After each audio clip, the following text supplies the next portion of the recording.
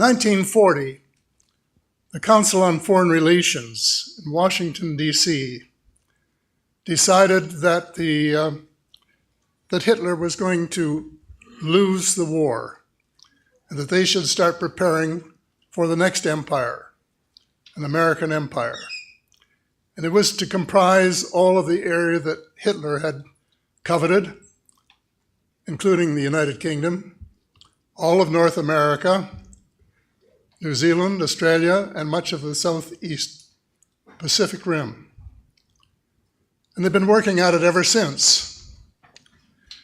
They have linked forces with other organizations since, including the Bilderbergers, a post-war organization in Europe, which is the most secretive and one of the most powerful, if not the most powerful organization in the world today.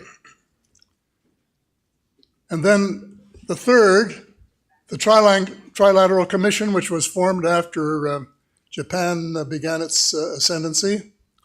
And these three have been working together, and I call them in my books the Three Sisters. They are the sort of the root of what I now call cabal, and other people call it the cabal as well. The cabal comprises the banking cartel, the oil cartel, the big transnational corporations,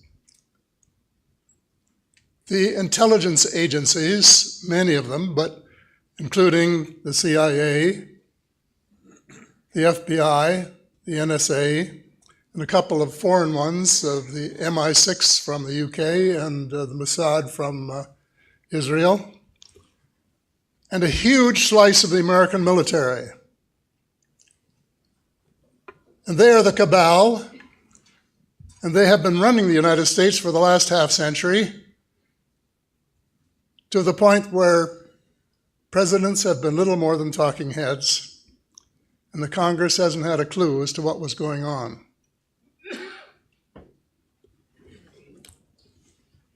After World War II, there was an operation called Operation Paperclip, which was approved by President Truman to bring Nazi scientists to the United States to help, presumably in the Cold War that would ensue. President Truman agreed on the condition that none of the scientists were to have been active members of the Nazi Party. The armed forces who were doing the invitation, the Army in particular, paid no attention to the president. As a former Minister of National Defense, I know how that works. And they recruited the ones they wanted. They gave them new names, new histories, and high-ranking jobs in the United States in the military and civil establishments. They were working on missiles and new weapon systems of various kinds. Well, then after the two crashes at Roswell, two UFO crashes at Roswell on July the 4th, 1947, one of the machines was sufficiently intact to be recovered, and they began back engineering that. Before long, they moved the operation to Nevada. And the president then was Eisenhower, and he wanted to know what they were doing out there, and they wouldn't tell him. So he threatened to send in the First Army from Colorado. And they capitulated and allowed him to send 4 trusted members of the CIA to visit Colorado and see what was going on. Well, what was going on was exactly what they really expected, and that is the back engineering of one of the vehicles from the Roswell area. I don't think there's been a president since, well, actually Truman, who has really been in the loop, totally. President Eisenhower vented his frustration in his final speech to the American people at the time he was retiring from public life. He said, "Beware of the military-industrial complex." And the problem is we have paid no attention to him.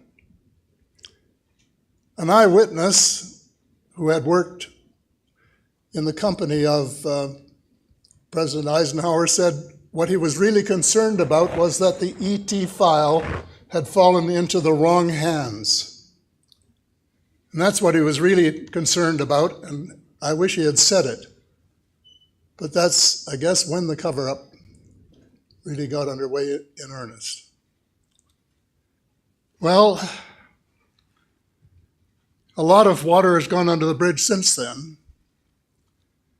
This cabal, their end game, is a world government.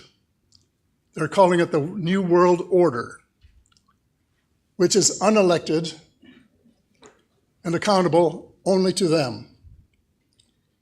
That's what they're doing. And they're well on the road to do it. And you know, they were smart. They said, we won't do what Hitler did and try to take over all this world, these countries, by military means. We will do it by using our brains and using the monetary system to crush the various countries to the point where the people will be glad to accept a military government.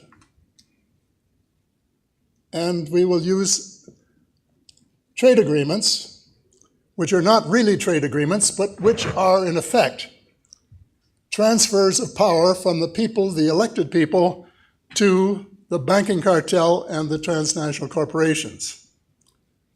And they put a thing in the trade agreements, which is called the dispute settlement mechanism. And it actually works this way, that if any government, like a provincial government in Canada or a state government in the United States, does something that affects the profits or potential profits of a foreign company, they can sue the government of Canada for lost profits or even lost potential profits, can you believe?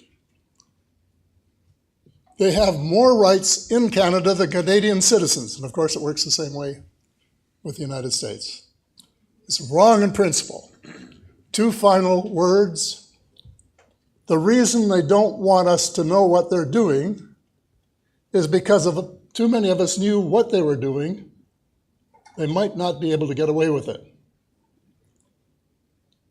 And the reason that you don't read about it is that if you get a copy of Daniel Estulin's most recent book, he was the writer of The True Story of the Bilderberger.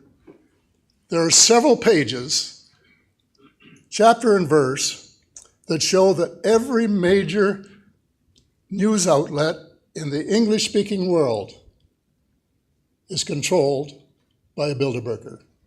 Thank you very much.